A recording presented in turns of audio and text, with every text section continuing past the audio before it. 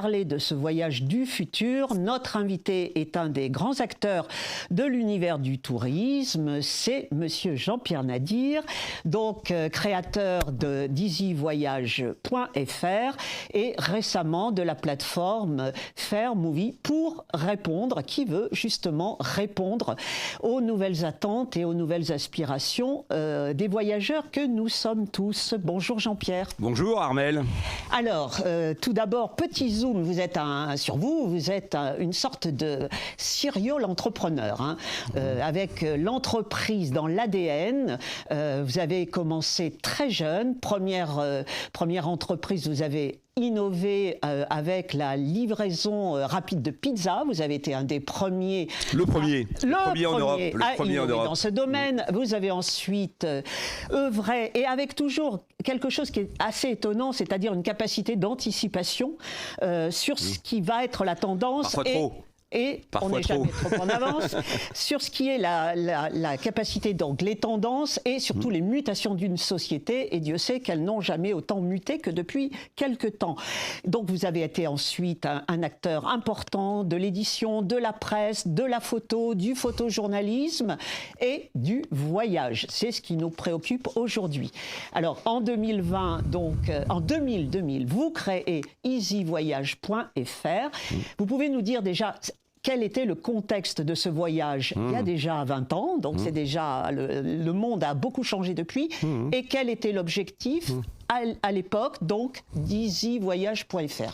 Alors après votre longue introduction, Armelle, parce que c'est important de cerner le contexte mais là, et après, la personne. Du coup, on répond par oui et par non, parce que vous avez tout dit. Nous avons beaucoup de temps. Non, je plaisante. Donc, le fait est qu'effectivement, donc le fil conducteur de toute ma carrière, ça a été d'être un acteur ou un observateur donc du monde du voyage. D'abord observateur parce que j'ai fait des journaux, donc dans les années 90, donc jusqu'à effectivement donc 2000, et notamment donc des magazines de voyage, qui m'a permis donc de rencontrer tous les grands acteurs de l'époque, et notamment donc ceux que vous avez cité indirectement comme ayant démocratisé donc l'accès au voyage, et notamment donc Jacques Maillot, le fondateur de Nouvelles Frontières, donc qui a été le premier à vouloir donc donner à tous la possibilité de voyager.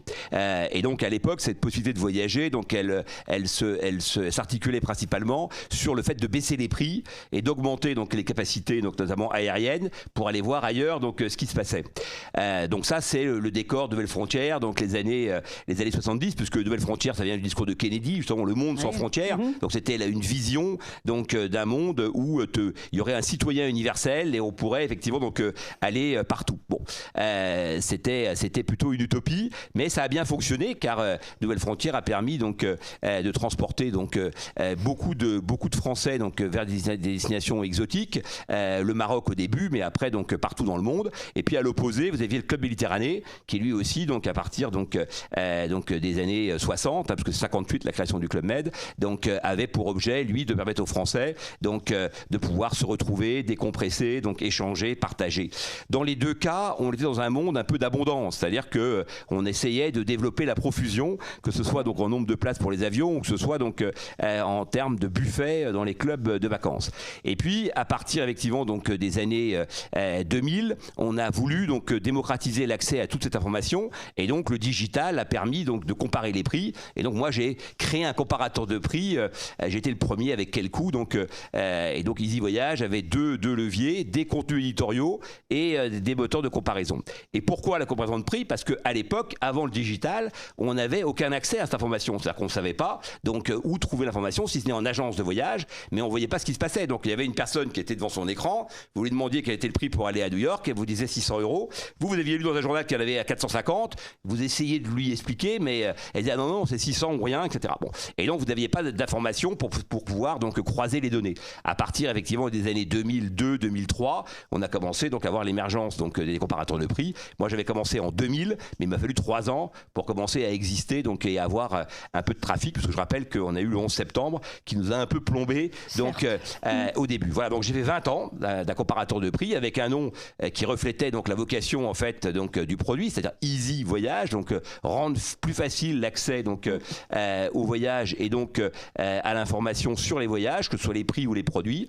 Et puis j'ai vendu donc effectivement ce comparateur au groupe Webedia qui fait un tas de choses dans le domaine du loisir, notamment donc Allociné, jeuxvideo.com, donc Pure People, etc. et qui voulait créer un pôle entertainment avec toutes les divisions du loisir. Et donc le voyage s'articulait bien effectivement dans ce domaine-là. Voilà. Et puis j'ai quitté en mars 2020 et là j'ai commencé à réfléchir à la suite des événements.